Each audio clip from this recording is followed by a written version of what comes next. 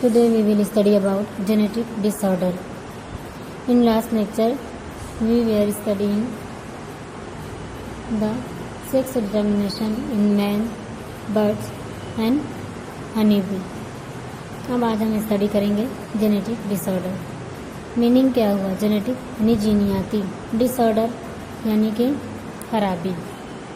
कैसी खराबी रहेगी, मतलब जीन जो रहेंगे वो जो जीनियाती मादे हैं वो जीन की जो पेयरिंग है वो पेयरिंग चेंज हो जाती है. एक से ज़्यादा यानी पेयर में 2 जीन होना चाहिए तो वो 3 हो जाएंगे या कम भी होते हैं. जीन के यानी क्रोमोसोम मतलब कम होते हैं या ज़्यादा होते हैं, उसके ऊपर होता है ये जेनेटिक डिसऑर्डर.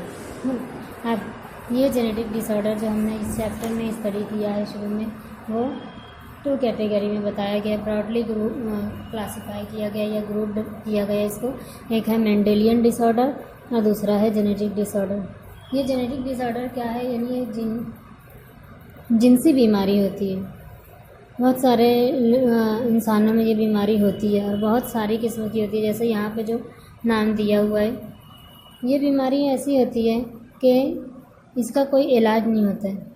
कोई इलाज नहीं होता मतलब इस बीमारी को ख़त्म करने का इसका परमानेंट कोई ट्रीटमेंट नहीं होता है.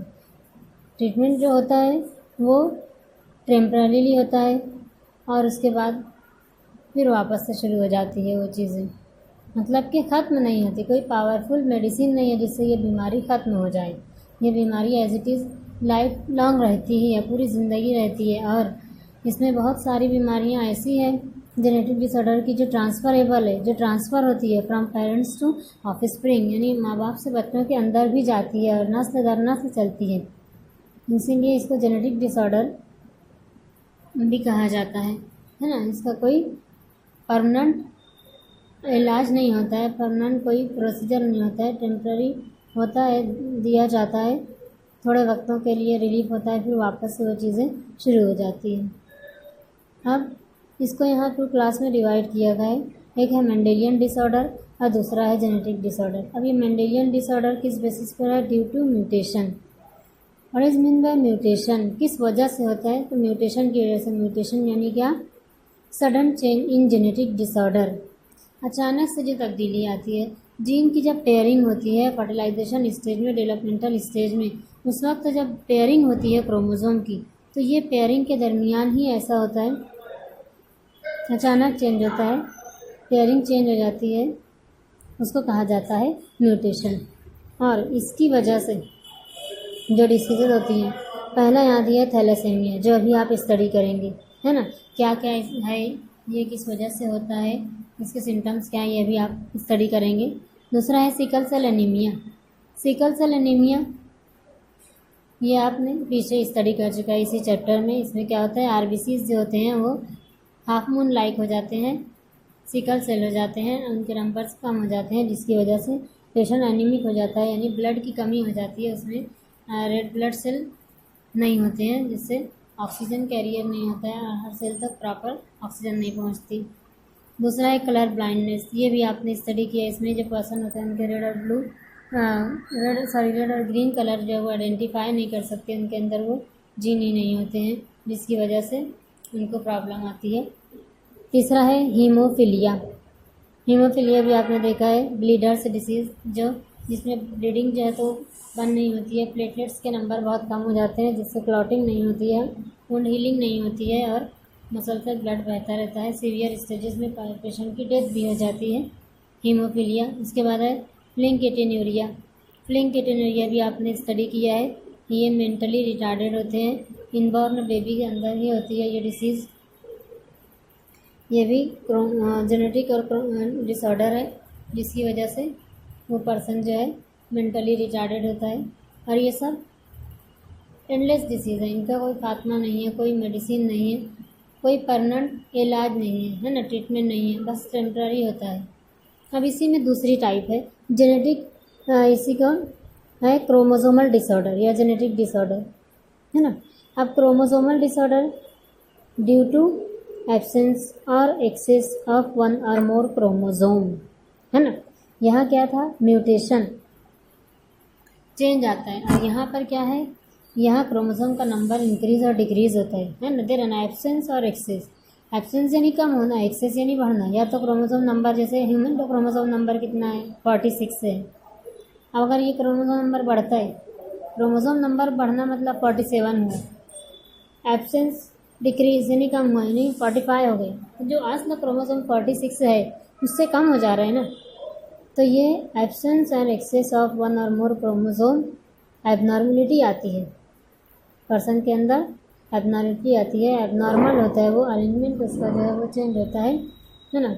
इसी एग्जाम्पल है डाउन सिंड्रोम और टर्नर सिंड्रोम और क्लिंगफिल्टर सिंड्रोम। ये 3 टाइप का यहाँ पे सिंड्रोम बताया है। ये सिंड्रोम्स अभी आप स्टडी करोगे, है ना। तो ये क्या था, क्रोमोसोमल डिसऑर्डर था, जिसमें क्रोमोसोम नंबर जो होते हैं वो मोर और लेस होते हैं, एक जिसकी वजह से डिसऑर्डर्स आते हैं और पर्सन को डिसीजेज होती है जो कि कैसी होती है, एंडलेस होती हैं, जिनका खात्मा नहीं हो सकता, जिसका कोई परमानेंट इलाज नहीं होता, कोई ट्रीटमेंट नहीं होता है। अब ये जो डिसीजेज है इसमें जो आज हमको स्टडी करना है, पहली है ये थैलेसेमिया जो मेंडेलियन डिसऑर्डर की है। बाकी मेंडेलियन डिसऑर्डर की ये sickle cell anaemia, colour blindness, haemophilia, phenylketonuria, ये सब हम स्टडी कर चुके हैं। अब आज हम देखते हैं थैलेसेमिया। थैलेसेमिया क्या है? थैलेसेमिया जो है ये ऑटोसोमल रिसेसिव इनहेरिटेंस है, यानी ऑटोसोमल रिसेसिव क्रोमोसोम से ये डिसीज होती है। रिसेसिव है यानी सबके अंदर नहीं आती है ये डिसीज़। जब ये क्रोमोसोम होमोजाइगस कंडीशन में आ जाते हैं दोनों, तो ये डिसीज़ पर्सन को होती है। और अगर किसी को ये डिसीज़ हो तो उसके रीज़न क्या होते हैं, वजह क्या होती है, ये बेस्ड होता है हीमोग्लोबिन के ऊपर।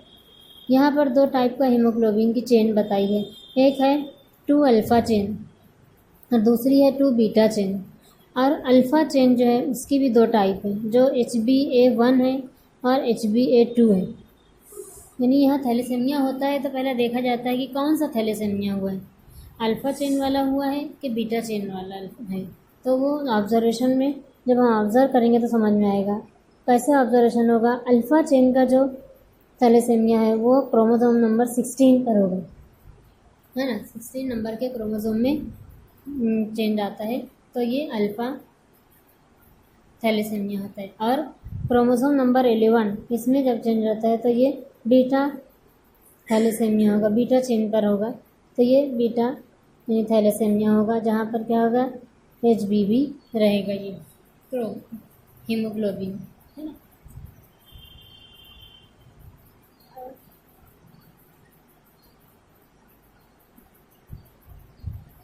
सिंगल जीन रहेगा HBV इसका, और इसके डबल जीन रहेंगे HbA1 और HbA2, है ना। ये 2 जीन के ज़रिए कंट्रोल होता है और ये सिंगल जीन के ज़रिए कंट्रोल होता है, जो कहाँ होता है, क्रोमोसोम नंबर 11 पर होता है।